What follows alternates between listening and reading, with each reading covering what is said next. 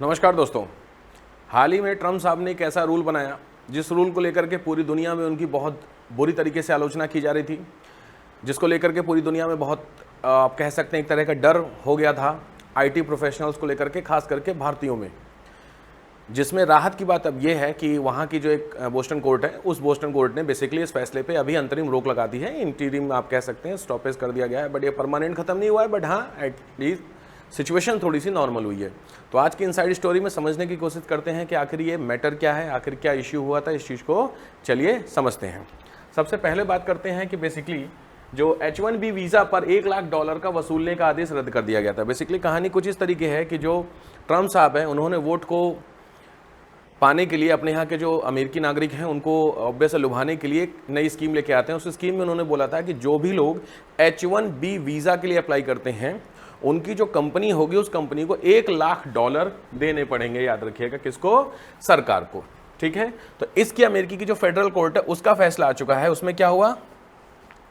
19 सितंबर 2025 को ट्रम्प प्रशासन ने H1B वीजा पर हर नए आवेदक के लिए लगभग $1 लाख, लगभग 88 लाख रुपए फीस वसूलने का आदेश जारी किया था। अभी मैं इसको आज की रकम के हिसाब से ले लेता हूं तो लगभग 95 लाख रुपए, अप्रॉक्स 1 करोड़ रुपए करीब आपको क्या करने पड़ेंगे?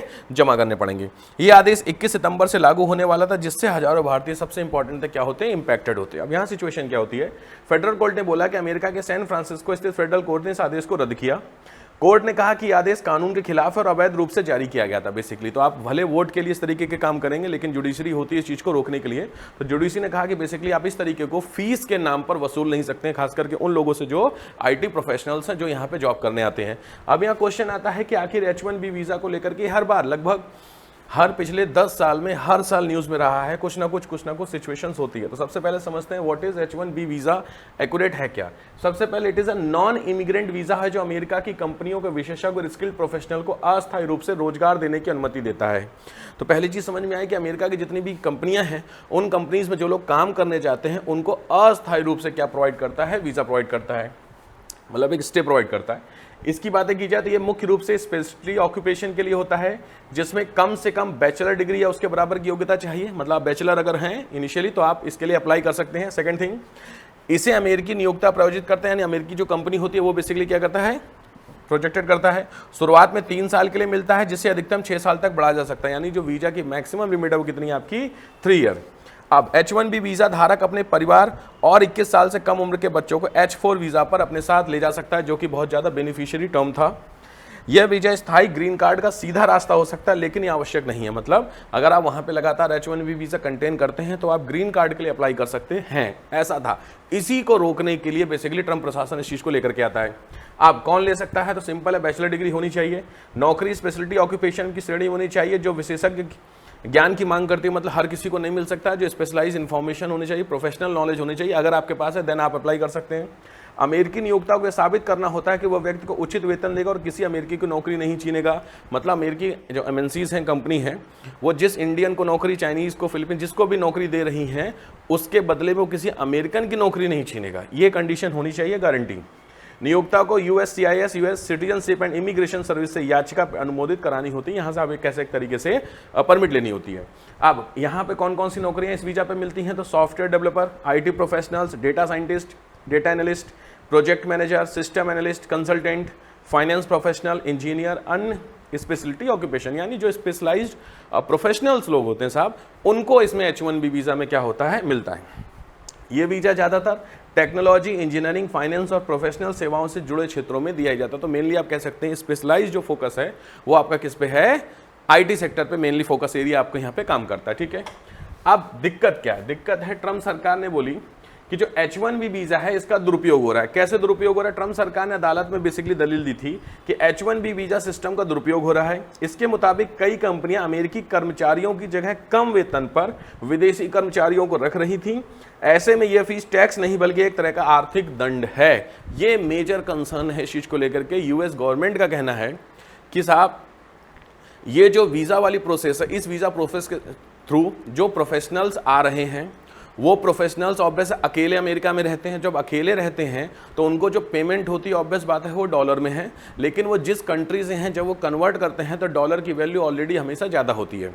तो सिंपल बात है, अगर $1000 की नौकरी किसी को मिली है तो वो भारत के हिसाब से ऑब्वियस आप हिसाब लगा लीजिएगा 1000 गुणे 98, ठीक है, खेल समझने वाली बात होती है। तो लगभग 10 लाख के आसपास हुआ। तो हिसाब यहां बैठता है ये कि अमेरिका के लिए तो $1000 है, बस भारत के लिए 10 लाख हो गए। तो खेल जो यहां पे सिचुएशन हो रही है वो ये सिचुएशन हो रही है। क्लियर हो गया?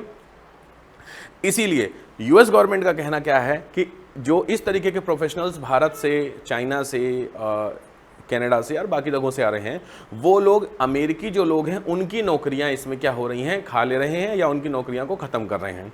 क्योंकि जो अमेरिकी यूएस में रह रहा है, ऑब्वियस है उसको जॉब के लिए, उसके साथ साथ उसकी पूरी फैमिली, उस पूरी फैमिली के सर्वाइवल के लिए वो जो सैलरी होती है, वो सैलरी उतनी इंपॉर्टेंट नहीं है या उतनी ठीक ठाक अमाउंट में नहीं है जितनी एक इंडियन या किसी चाइनीज़ को मिल जा रही है। तो अब क्या किया जाए? तो इसको करने के लिए क्या किया जा रहा है कि जो H1B वीज़ा है, चूंकि आप उधर से तो वसूल नहीं सकते हैं, तो H1B वीज़ा अप्लाई आप गवर्नमेंट के थ्रू करेंगे।